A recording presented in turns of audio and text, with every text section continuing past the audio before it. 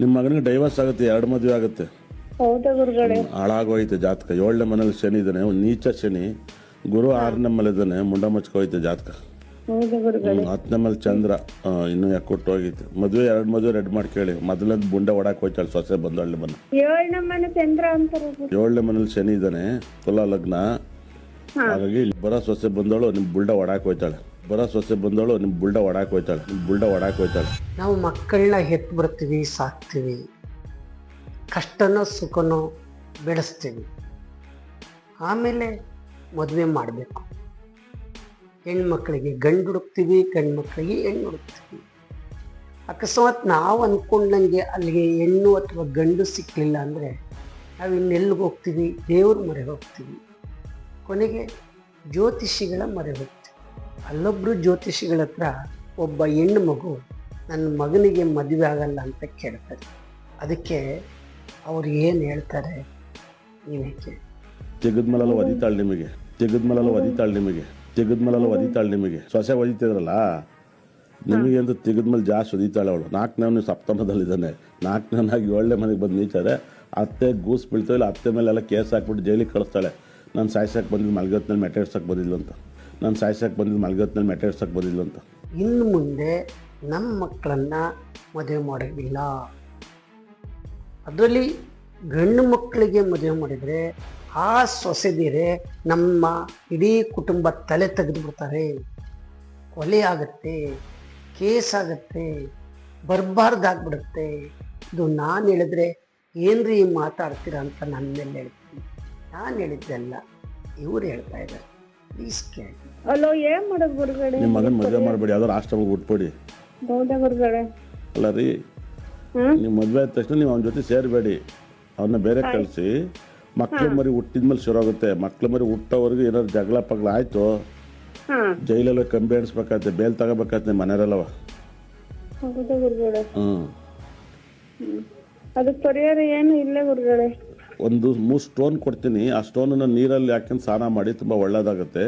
ತಿನ್ನಲ್ಲ ಶನೇಶ್ವರನ ಟೆಂಪಲ್ ಹೋಗಿ. ಯಾವಾಗ ತರಿಸ್ಕೊತೀರಾ? ಯಾವತ್ತು ಬರ್ಬೇಕು ಗುರುಗಳೇ?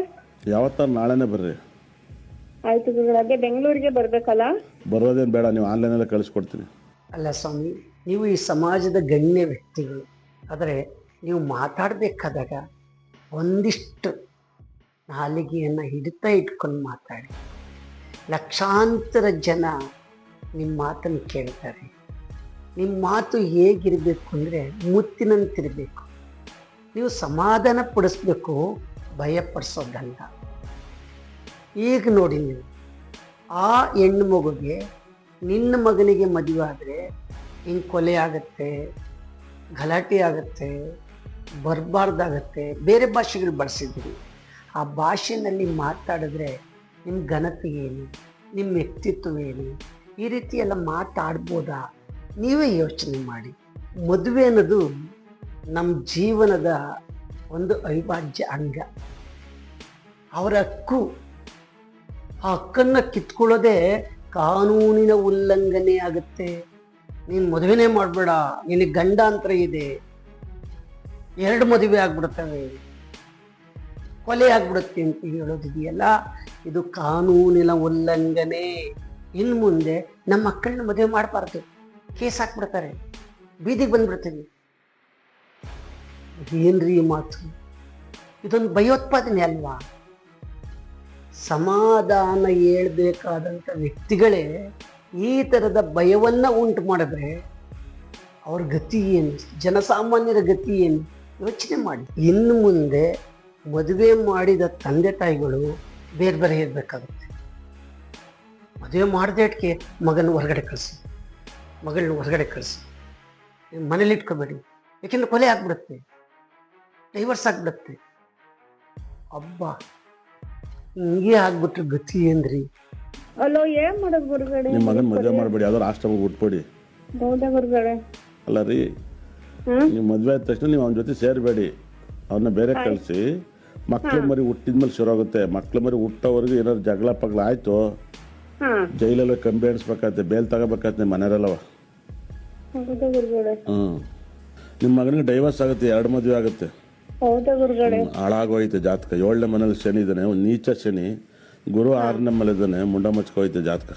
ಹೌದಾ ಗುರುಗಳೇ? 10ನೇ ಮೇಲೆ ಚಂದ್ರ ಇನ್ನೂ ಯಾಕೆ ಕೊಟ್ಟು ಹೋಗಿತ್ತು. ಎರಡು ಮದುವೆ ರೆಡ್ ಮಾಡಿ ಕೇಳಿ. ಮೊದಲನೇದು ಬುಂಡೆ ಹೊಡಕ್ಕೆ ಹೋಯ್ತಾಳೆ ಸೊಸೆ ಬಂದಳ್ಳಿ ಬನ್ನ. 7ನೇ ಮನೆ ಚಂದ್ರ ಅಂತಾರ. 7ನೇ ಮನೇಲಿ ಶನಿ ಇದ್ದಾನೆ, ತುಲಾ ಲಗ್ನ. ಹಾಗಾಗಿ ಇಲ್ಲಿ ಬರೋ ಸೊಸೆ ಬಂದವಳು ನಿಮ್ಮ ಬುಲ್ಡ ಹೊಡಕ್ಕೆ ಹೋಯ್ತಾಳೆ. ನೊಂದಂಥ ಮನಸ್ಸುಗಳು ನಮ್ಮ ಹತ್ರ ಬಂದಾಗ ಸಮಾಧಾನದ ಮಾತು ಹೇಳ್ಬೇಕು. ಅದು ಆಗಲಿಲ್ಲ ಅಂದ್ರೂ ಕೂಡ ಅದು ಆಗುತ್ತೆ, ಮನಸ್ಸು ಮಾಡು, ಒಳ್ಳೇದಾಗತ್ತೆ ಅಂತ ಹೇಳಿ ಪಾಸಿಟಿವ್ ಆಗಿ ಮಾತನಾಡಬೇಕು. ನಮ್ಮ ಸಭ್ಯತೆ, ನಮ್ಮ ವ್ಯಕ್ತಿತ್ವವನ್ನು ಅವ್ರ ಮುಂದೆ ಪ್ರತಿಬಿಂಬಿಸ್ಬೇಕು.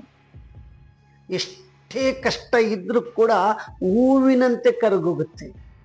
ಅಂಥ ವ್ಯಕ್ತಿತ್ವ ನಮ್ದಾಗಬೇಕು. ನಮ್ಮ ನುಡಿ ನಮ್ಮ ಘನತೆಯನ್ನ, ವ್ಯಕ್ತಿತ್ವವನ್ನು ರೂಪಿಸುತ್ತೆ. ಯೋಚನೆ ಮಾಡಿ, ದಯವಿಟ್ಟು ಇಂಥ ಭಯೋತ್ಪಾದನೆಯ ಮಾತುಗಳನ್ನು ಆಡಬೇಡಿ. ನಾನೇ ನಿಮಗೆ ಕೈ ಮುಗಿದು ಕೇಳ್ಕೊಳ್ತೇನೆ. ನಿಮ್ಮ ಘನತೆಗೆ ನೀವೇ ಧಕ್ಕೆ ತೆಗೆದುಕೊಳ್ಬೇಡಿ. ನಮಸ್ಕಾರ.